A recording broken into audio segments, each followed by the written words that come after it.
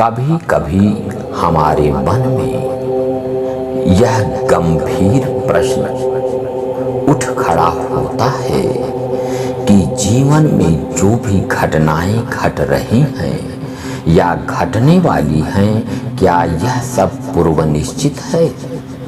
अब तक जो कुछ भी हुआ, क्या उसे होना ही था? भला व्यक्ति जीवन भर अच्छा करता ही रहा, फिर भी वह सदा कष्ट में ही जिया।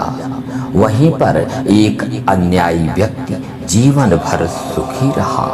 आखिर यह सब क्या है? तो आइए इन गूढ़ प्रश्नों पर हम चिंतन करते हैं। याद रखें, हमारे जन्म के साथ साथ कर्म का अटूट संबंध है। नहीं कश्चित् क्षणम अपि जातुमतिष्ठत्य कर्म कृत।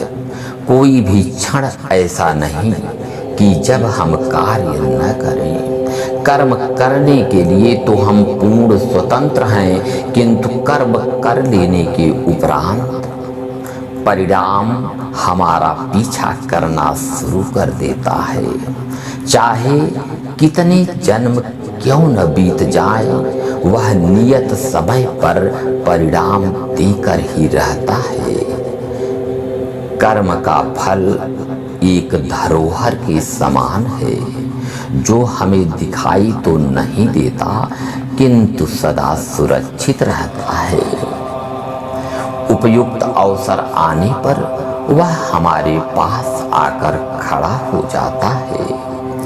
जैसे फूल और फल किसी की प्रेरणा के बिना ही अपने समय पर वृक्षों पर लग जाते हैं, उसी प्रकार हमारे पूर्वकृत कर्म के फल भोग का जब समय आता है तो वे उपस्थित हो जाते हैं। जीवन में मान अपमान, सफलता असफलता, लाभ हानि, सुख दुख, जय पराजय, ये सब हमारे पूर्व जन्म के कर्मों के अनुसार हमें बार बार प्राप्त होते हैं। याद रखें, मन माया के अधीन होता है। वह संसार के सुखों में भागता है। इसके लिए वह गलत सही कुछ भी करता रहता है, किंतु जीवात्मा जो परमात्मा का अंश है, वह गलत करने से मन को रोकता है। किंतु मन की मनमानी के कारण हम अशुभ कर्मों में लिप्त होते जाते हैं। अतः कार्य के पूर्व विचार की आवश्यकता होती है। यह सदा याद रखें, हमारे अपने किए गए कार्यों से भगवान का कुछ भी लेना देना नहीं। हमारा सारा जीवन चक्र ही हमारे किए हुए शुभ अशुभ कर्मों के परिणाम होते हैं। वर्तमान में हमारे द्वारा जो शुभ अशुभ कर्म किया जा रहा है, वह क्रियमाण कर्म है। पूर्व जन्म के पाप पुण्यकृत कर्म जो हमने किया है, वह संचित कर्म है और सुख दुख भोगने के लिए प्रस्तुत शरीर यह हमारे प्रारब्ध का फल है।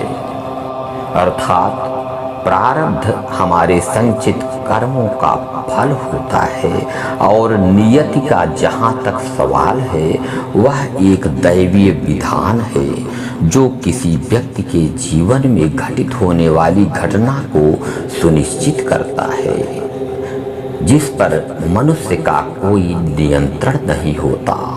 होनहार होई हई बरियाई, बरबस रात दिवस की नाई। यह गोस्वामी तुलसीदास ने मानस में कहा है। यह सदा याद रखें, जब तक हमारे पुण्य यानी शुभ कर्मों का पलड़ा भारी है, तब तक कुछ भी हम करते रहें कोई फर्क नहीं पड़ता। कबीरदास जी लिखते हैं कि कबीरा तेरे पुण्य का जब तक है भंडार, सारे अवगुण माफ हैं, करो गुनाह हजार।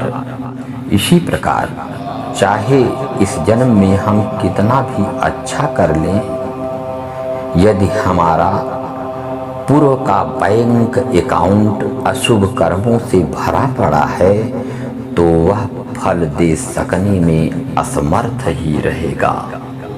तो फिर हम क्या करें? ऐसी स्थिति में हम भगवान की शरण में चले जाएं। स्वामी प्रेमानंद जी कहते हैं कि साधन भजन से हमें सहने की क्षमता मिलती है और प्रारब्ध का प्रभाव कम किया जा सकता है, किंतु पूर्णतः समाप्त नहीं।